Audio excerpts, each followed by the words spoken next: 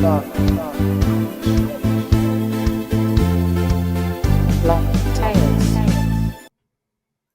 Hello and welcome to a new episode of Blocktales. Today I have Mahsa with me. She's working for coinIX and I'm really happy to have you here. So welcome.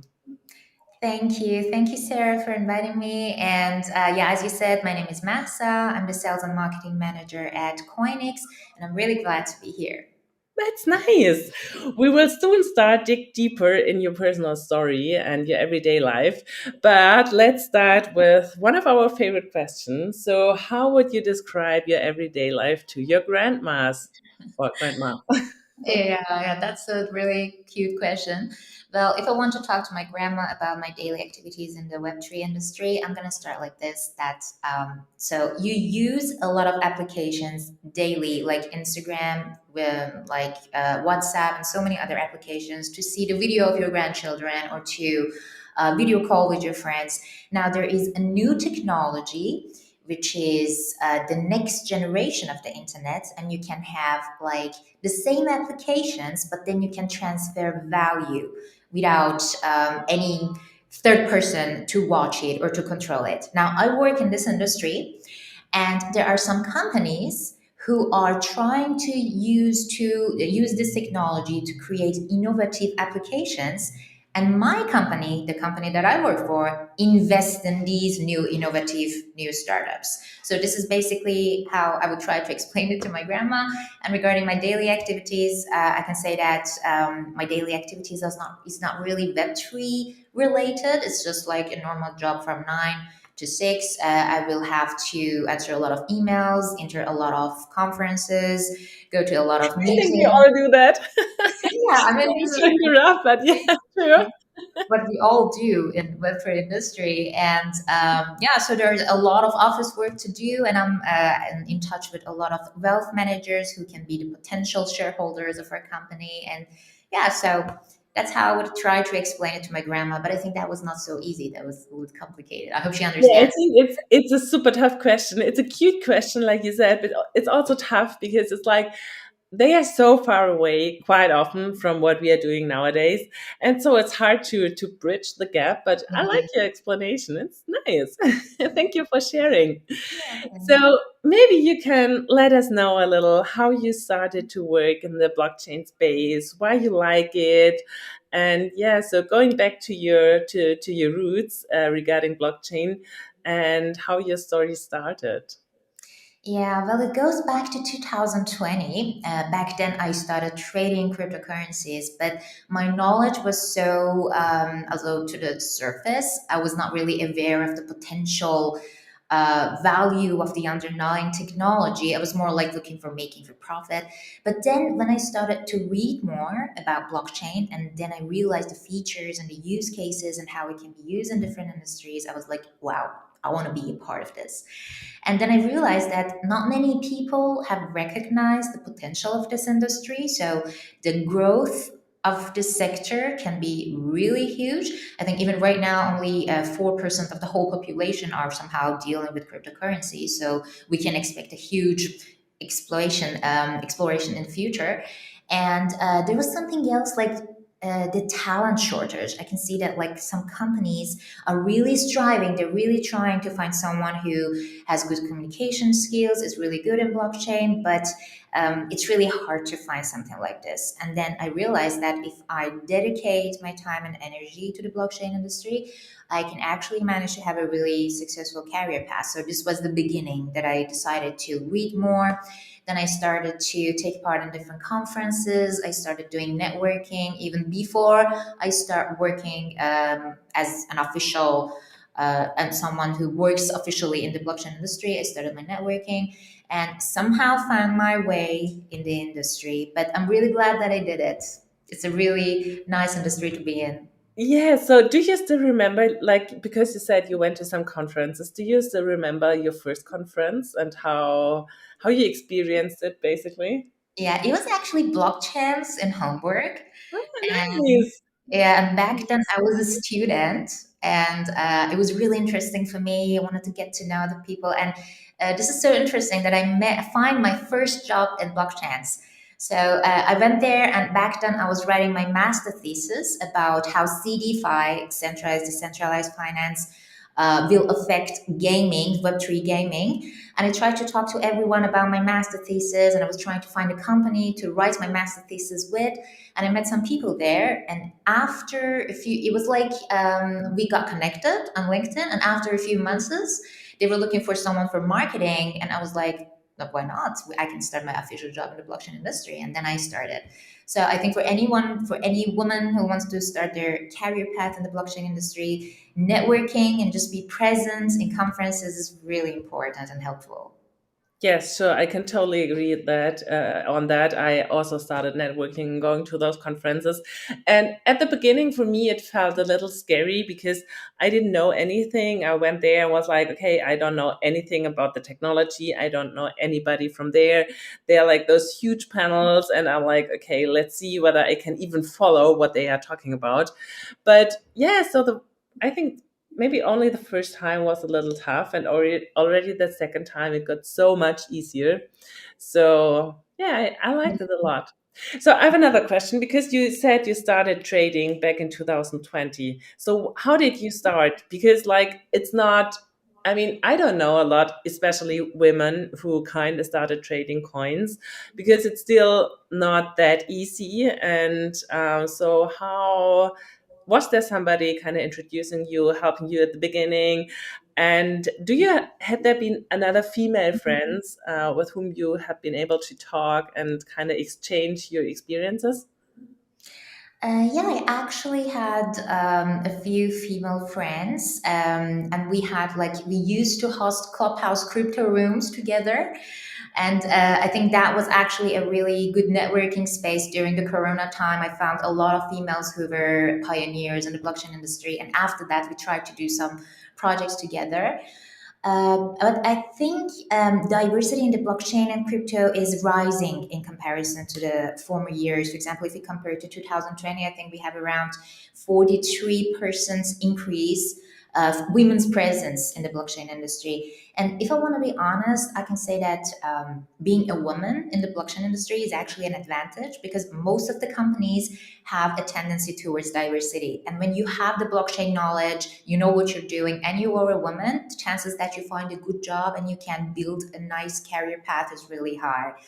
And I see nowadays many companies, many projects are trying to promote women, promote diversity. For example, in Women DAO, Diana is really trying hard to empower I women. know, she's amazing. Yeah, indeed, I love her. And then we have DLT Talents Group, like it's focusing on women, like an 18-week mentorship program. It's And amazing as well. Have you been in the program? Yes, you have been, right? yeah, Yeah, yeah. so I'm a mentor there, and yeah, I can highly recommend it to everybody who wants to start learning something because I don't know how you feel about that, but I think it's so good to have a community and to be together with other people on a similar level, or especially women on a similar level trying to learn and grow together. Exactly. You know, finding content and sources is really easy. You can find it online. But this community building, like a few women with the same interest coming together, learning together, having discussions, that's really powerful. And I was actually thinking maybe these kind of together comings can be the beginning and the birthplace of future projects, which is completely women led. Like maybe we can have some projects in which the team is completely females. That would be cool. Nice. So now you're working with coinIX. Maybe you can just let us know a little about your path, how you got there, and yeah, what you're now doing in your everyday life. Because what I know that you're working as marketing manager. You already said that, and what I experienced is that in the past, there was always a strong focus on developers. And of course, this is super important if you want to build a new technology. But now the next step is to promote whatever is built. It doesn't matter whether it's a fund or it's a technology or it's an app or whatever it is. It's important to bring the new product to people, and not everybody is in the Web3 space already. So you need to kind of talk to people in the Web2 space and trying to bring them the new technology and the new products. And yeah, I think your working is or your work especially in that area, right? Yeah, indeed. So if I want to go back to how I started working in coinIX, before I joined coinIX, I used to work in a DeFi protocol and I used to organize crypto meetups in Hamburg. And one of the speakers that I invited to one of the meetings was the founder of coinIX. It was Moritz Schild, and I met him there. And after that, so this connection helped me to get into coinIX because I was following coinIX activities and I was like, this is a really nice opportunity. They are like, I mean, we are right now, we are like a bridge between the decentralized and the centralized world because it is completely regulated centralized company which is investing in decentralized Web3 industry. So I really love this. And I joined the company. And something that is interesting is that before I joined the company, there was no marketing role in coinIX. So with my entrance, it actually started. And I think in so many venture capitals, blockchain venture capitals, or maybe traditional investment companies, people actually underestimate this role, the role of marketing, and they are more focused on like technical stuff, as you said, like development and so on. But this marketing part, to be seen, to represent the company, that's actually a really important part of it. And so if I want to go into details about my activities, it's like I need to keep an open eye regarding all the projects that are in our portfolio to create innovative content. It can be articles, it can be videos, it can be like doing interviews, just like what we're doing right now. And I think that is something which is really necessary to be in any kind of company. Yeah, totally agree on that. And this is what I meant. I mean, it's super important to first build the product, but afterwards you need to be able to tell people that you have a new product, and people need to buy it, or people need to be interested in the product. So I saw that you have many followers also on Instagram.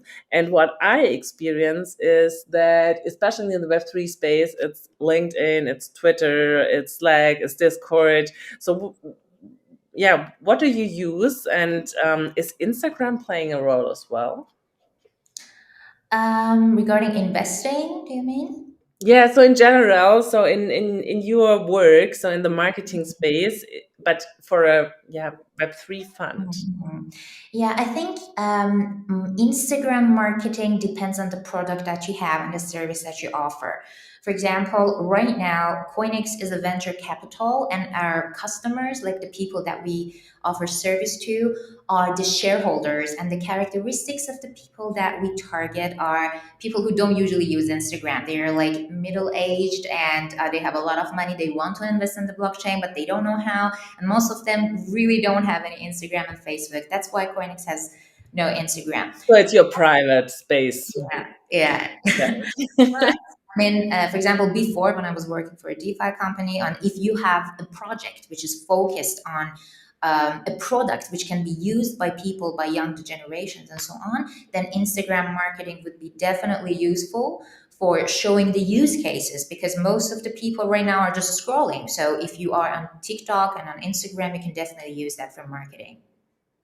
So what are the tools you use mostly to promote coinX in your kind of everyday life? So what is the tool that you think works best? Yeah, well, first of all, I think LinkedIn would be the best platform for doing anything because most of the professional people in this sector and both in the traditional sector, like wealth managers, they are focused on LinkedIn. So the more active you are in the space, the better it would be for the marketing of a blockchain venture capital. For example, when you write an article, when you even write about the updates of the market, when you have like live sessions with someone on LinkedIn. That will be really helpful. And even like posting a comment under post, because the algorithms of the LinkedIn is in a way that the more active you are, the more you will be shown to other people. So I think just being active on LinkedIn would be really useful. And because we are targeting more traditional sectors like wealth managers and so on, I think it would be really more useful for us to be in presence. For example, taking part in conferences would be so much better than focusing on the social media. Okay, I understand. So, quickly going back to LinkedIn, do you think it's better to work with a company profile, or do you think it's always better to work with personal profiles from the people who are working in that company?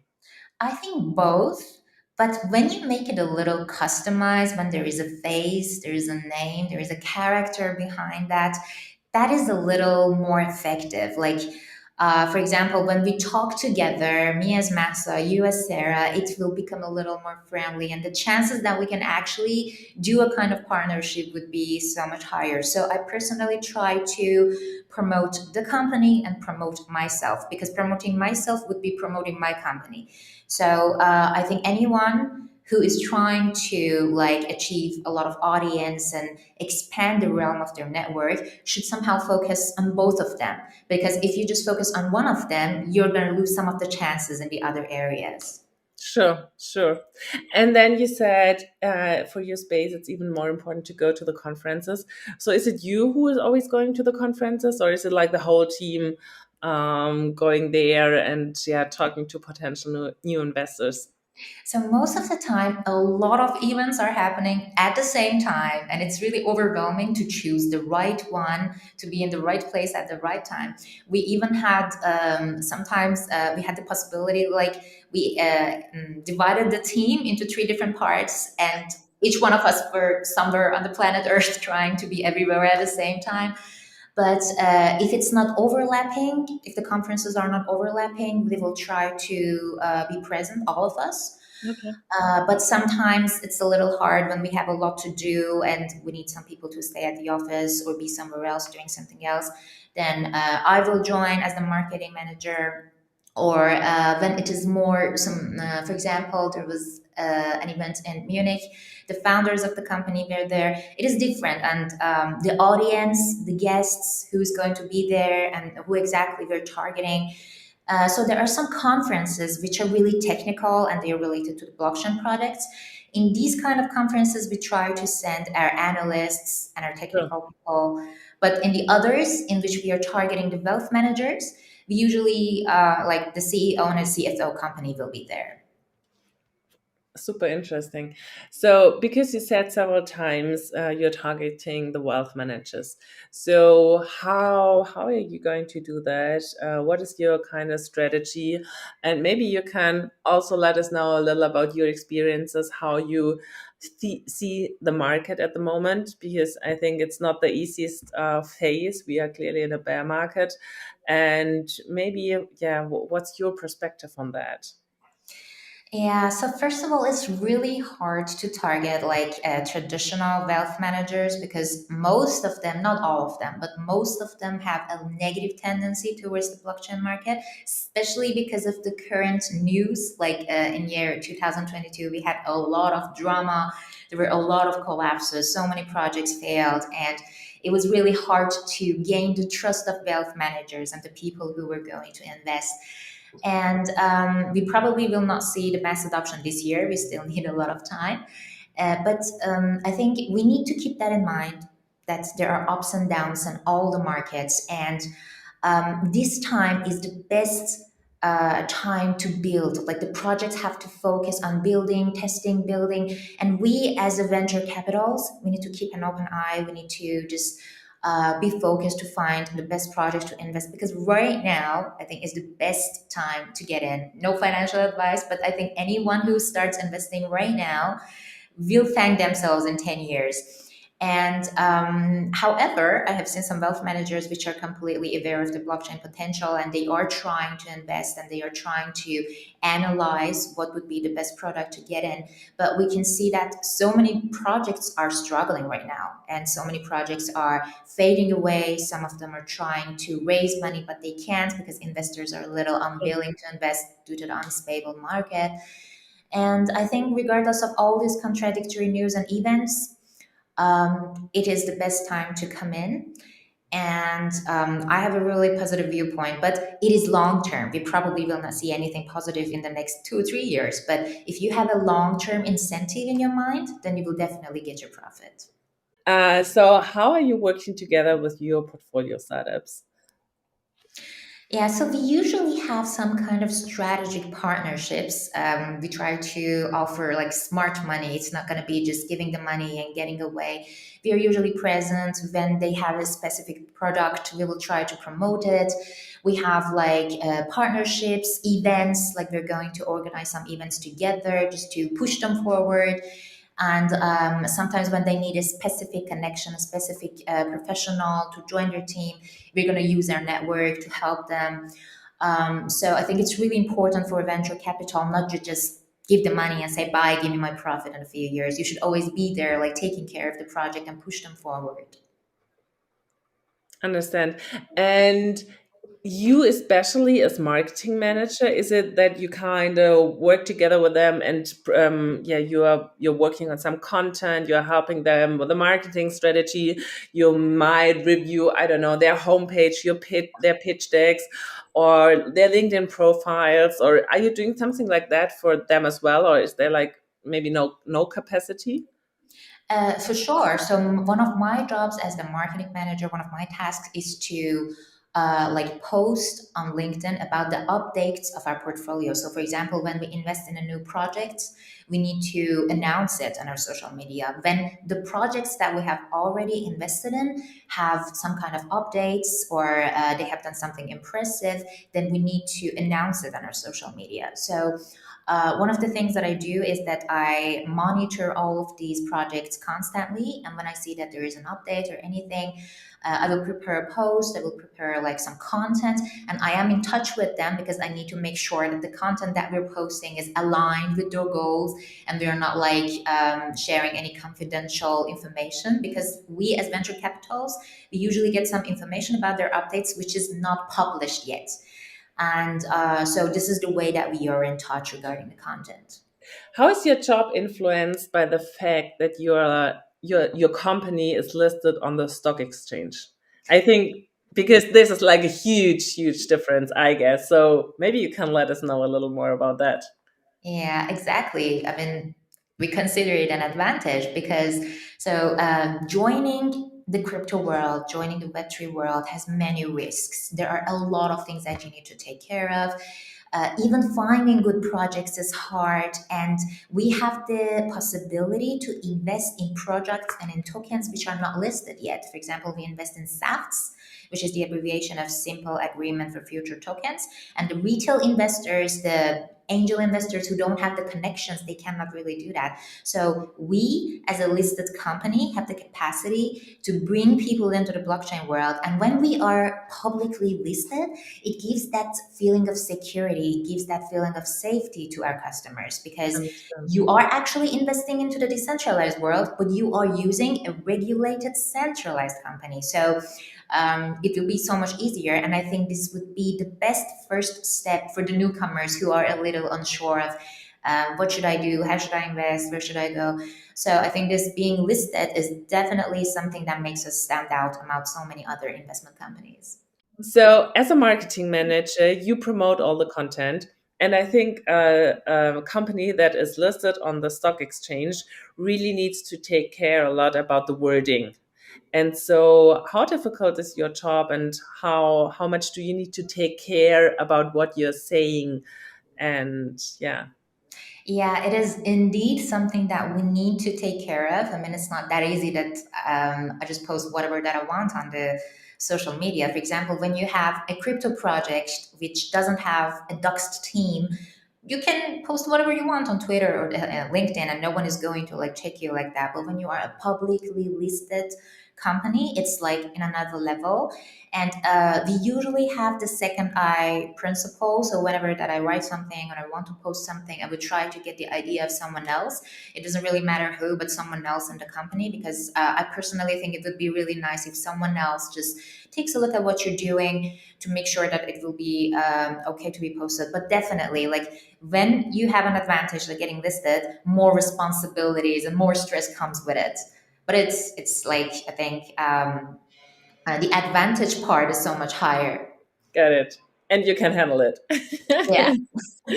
So maybe another question: how hard is it for you as a company at the moment to find good startups? Is it like the space is down and so it's easy to find the good ones, or is it even more harder because there are not so many? So what's your opinion on that? Yeah, we're actually saturated in investment requests. Like on a daily basis, there are a lot of projects who reach out to us for investment, and our investment team is constantly doing the due diligence to do the analysis to see if they fit our portfolio or not. But not all of them are here to stay, and not all of them are worth investing in. So finding a good project to invest in is really hard, and I think it needs constant researching, constant presence in the blockchain industry. You need to be in all of the conferences, summits, and you need to have a constant connection with the pioneers and the developers, because sometimes they have some new projects, but you don't know about it. They're not going to announce it. And I think for individuals who want to invest in the startups, it will be absolutely impossible. But for venture capitals, because we have the capacity to be in different conferences and have like a huge team which are doing the due diligence all the time and are in constant contact with the projects, it will be a little easier for us to do. But in general, it is not really an easy job to find a project which is promising to invest in. How many investments do you have at the moment? So we have a little more than 58 projects in our portfolio, and we have three types of investments in our portfolio. The first part would be liquid crypto assets, then we have token projects, and then we have VC or equity investments. Shall I give more details? Sure. Yeah, so the token projects are usually focused on the projects which have a token which is not launched yet. So we try to invest into these projects using SAFTs, which is the abbreviation of Simple Agreement for Future Tokens. And as I said before, not everybody have the chance to enter these kind of investments. And then we have liquid crypto assets, which is the classic cryptocurrencies such as Bitcoin, Ethereum. We try to play a little with these crypto assets and try to use the market trends to improve the performance of our portfolio. And then we have VC investments. So in our equity investments, we invest in seed to Series A investments, and we're usually focused on Germany and Europe, but we already have some projects which are all around the world, not just in Europe and Germany. And yeah, I think that's it. Nice. Thank you for giving us so many insights. So I have one last question is or it's not a question, so maybe you can tell us your favorite crypto story. So once upon a time. Once upon a time. Well, something that is really interesting for me. I mean, regarding this, I told you that I found my first blockchain job in blockchains. But so this is an interesting story for myself, a personal story. That is, I can say that once upon a time, I was a student who was in blockchain seeking for someone to do the her master thesis with. But this year, I will be one of the speakers in blockchains, and I think this is a nice success story for myself, because when I look back, I'm like, wow, good job. You were trying to find a job, you were trying to do your master thesis, but then you actually managed to become one of the keynote speakers in the blockchains. So I think there is a huge space for everyone in the blockchain industry, especially for women who are passionate, who want to learn something, who want to do something. And it doesn't really matter when you start, where you start, just start learning, start networking, be there, and you will definitely get where you deserve to be. Nice. So, first of all, congratulations. Thank you. That's really amazing. And yeah, I experienced something similar. So, I went to those conferences, and after a while, I turned out or I got a speaker. And yeah, this is amazing to see the progress. And yeah, so thank you so much for sharing your insights and your thoughts. And I'm really happy that you and some more women are part of the blockchain space. And so it was really nice having you. Thank you so much. Thank you, Sarah, and thank you for moderating Blocktales. This is really motivating for everyone who wants to join the blockchain industry. Thank you for Thank you having so much. Thank you. Thank you. Bye bye.